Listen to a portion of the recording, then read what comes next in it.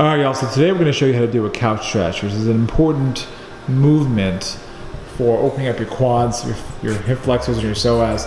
Also, I'm going to show you a PAILs and rails version to actually keep the hip extension that you are working on here.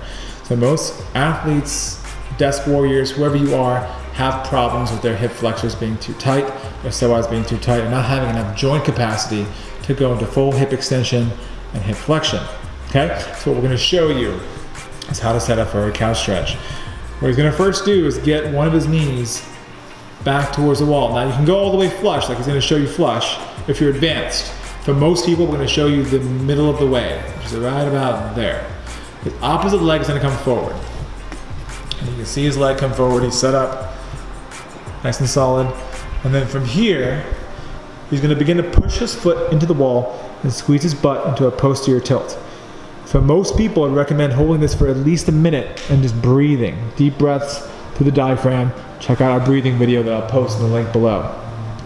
So after a minute is done, he's going to do what you call PAILs and rails. The PAILs portion is him trying to lift his heel to his butt, and the rails portion is him pushing the wall away and squeezing his glute really, really hard.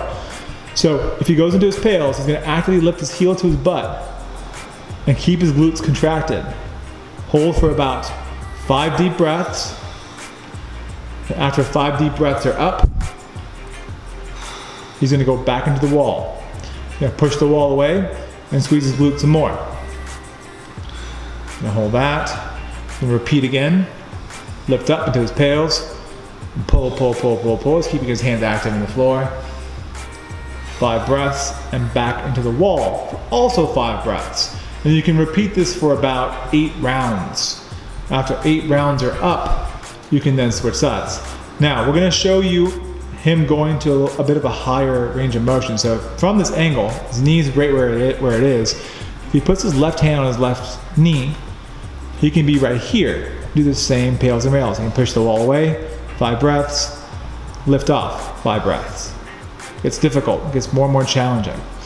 Then he can even go even more upright, where he's pretty much here.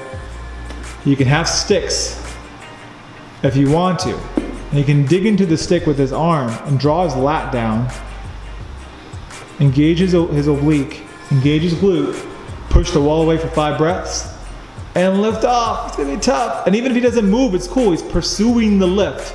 Keep pursuing that lift. And then back into the wall, where he pushes the wall away.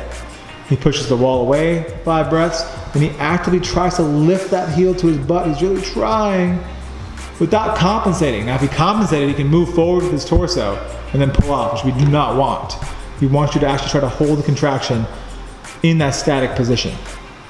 8 rounds, 5 breaths to push the wall away, 5 breaths to lift off. And that's how you do your couch stretch, PAILs and rails. If you enjoyed this video, guys, make sure you hit like, hit subscribe. Until next time, peace.